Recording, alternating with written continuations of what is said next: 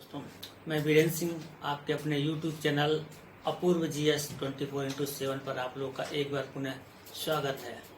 दोस्तों, इस GS श्रृंखला में हम लोग देख रहे हैं राष्ट्रपति से संबंधित पिछले 3-4 वीडियो में हम लोगों ने राष्ट्रपति की योग्यता, राष्ट्रपति का निर्वाचन मंडल और राष्ट्रपति पर महाभियोग तथा राष्ट्रपति की कार्यपालिका शक्तियों का वर्णन हम लोग पिछले वीडियो में देख चुके हैं। जो यह वीडियो नहीं देखे वह उस वीडियो को अवश्य देख लें, तभी यह वीडियो ज़्यादा समझ में आएगा आप लोगों को। और जो इस वीडियो को पहली बार देख रहे हैं वह चैनल को अवश्य सब्सक्राइब कर लें तथा वीडियो को अंत तक देखें। चलिए हम लोग देखते हैं अब राष्ट्रपति की जो विधायी शक्तियां हैं इसके बारे में करते हैं। राष्ट्रपति की विधायी शक्तियां, लेजिस्लेटिव पावर जो होते हैं राष्ट्रपति का, इसमें कहा गया है आपका संसद का अधिवेशन जो होता है, इस संसद के अधिवेशन को राष्ट्रपति आहूत करता है, सत्रावसान करता है और लोकसभा का विघटन भी कर सकता है। लेकिन जो लोकसभा का विघटन करता है ये कुछ विशेष परिस्थितियों में कर सकता है, जैसे जब सरकार लोकसभा में अपना विश्वास खो देती है तब ये ऐसी स्थितियों में लोकसभा का विघटन कर सकता है, या फिर प्रधानमंत्री के सलाह पर लोकसभा का विघटन किया जा सकता है। अगले अगर हम बात करते हैं चर्चा, तो संसद है। संसद के दोनों सदन जो हैं, इन दोनों सदनों की संयुक्त बैठक को संबोधित करने का अधिकार राष्ट्रपति के पास है। जब इलेक्शन होता है तो उस इलेक्शन का प्रथम सत्र और जब बजट पेश किया जाता है उससे पूर्व राष्ट्रपति संसद के दोनों सदनों का क्या करता है, संबोधित करता है। और इस संबोधन में राष्ट्रपति आगामी वर्ष के जो कार्य हैं उसका वर्णन करता है इसी संबोधन में अपने, कि हम आने वाले एक वर्ष में क्या क्या करने वाले हैं। इसके बाद अगर हम बात करते हैं, कोई अगर साधारण विधेयक है, इस साधारण विधेयक पर गतिरोध उत्पन्न हो जाता है तो ऐसी स्थिति में अनुच्छेद 108 के तहत राष्ट्रपति संयुक्त अधिवेशन बुलाता है। और जब संयुक्त अधिवेशन बुलाता है तो जब दोनों सदनें उसमें बैठती हैं तो उस संयुक्त अधिवेशन की जो अध्यक्षता है वो लोकसभा का अध्यक्ष करता है, और लोकसभा का अध्यक्ष अगर नहीं है तो उसका उपाध्यक्ष इस संयुक्त बैठक का अधिवेशन करता है। आगे अगर हम बात करते हैं तो जो लोकसभा है, इस लोकसभा में 2 आंग्ल भारतीय समुदाय के सदस्यों को नियुक्त करता है संविधान के अनुच्छेद 331 के तहत। 2 आंग्ल भारतीय समुदाय को नियुक्त करता है जब यह राष्ट्रपति को लगता है कि लोकसभा में आंग्ल भारतीय समुदाय का प्रतिनिधित्व तो नहीं है। ऐसी स्थिति में अगर है तो नहीं करता है। अगला है, इसी के तहत राज्यसभा में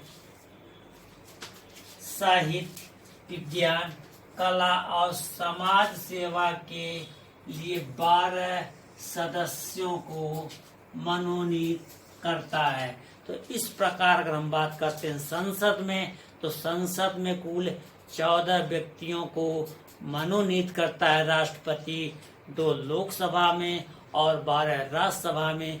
इस तरह मिला के कुल 14 व्यक्ति मनोनीत किए जाते हैं संसद में। आगे अगर हम बात करते हैं, सबसे महत्वपूर्ण जो क्वेश्चन परीक्षा की दृष्टि से है, यही पूछा जाता है आपका कि जो अनुच्छेद 123 के तहत राष्ट्रपति अध्यादेश जारी करने का अधिकार रखता है, और यह अध्यादेश राष्ट्रपति तब जारी करता है जब संसद के दोनों सदन सत्र में न हों।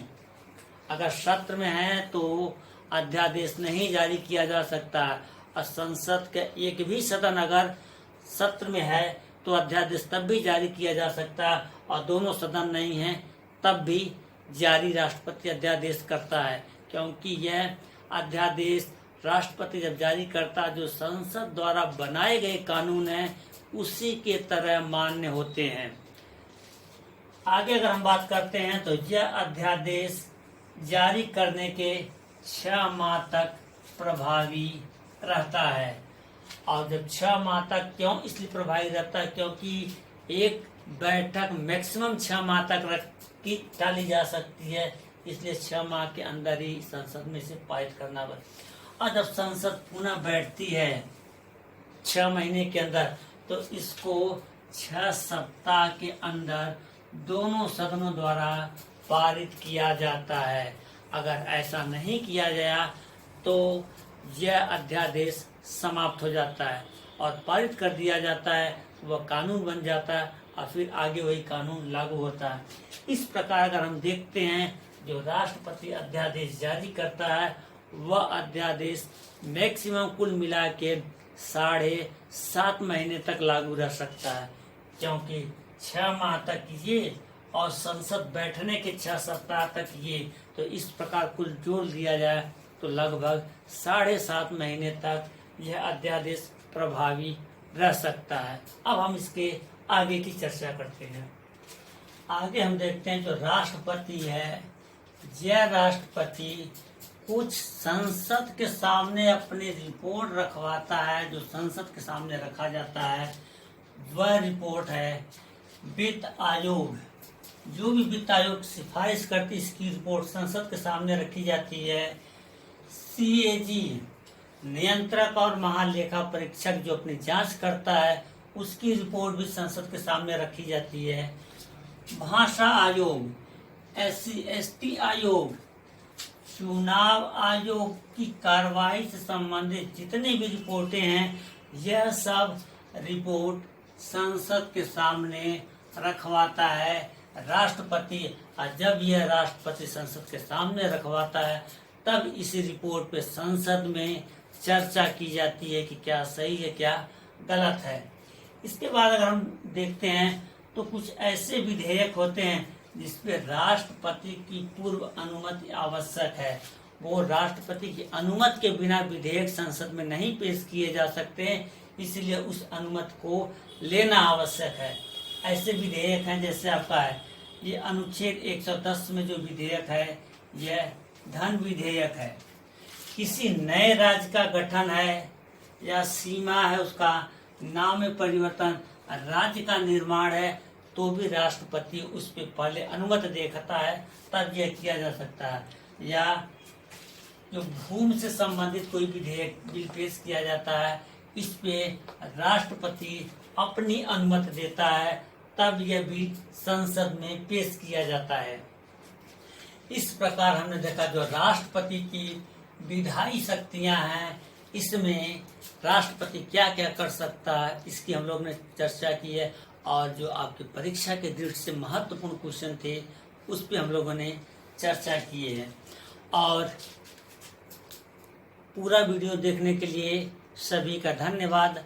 और जो लोग वीडियो को पहली बार देख रहे हैं वह लाइक, शेयर और चैनल को सब्सक्राइब अवश्य कर लें।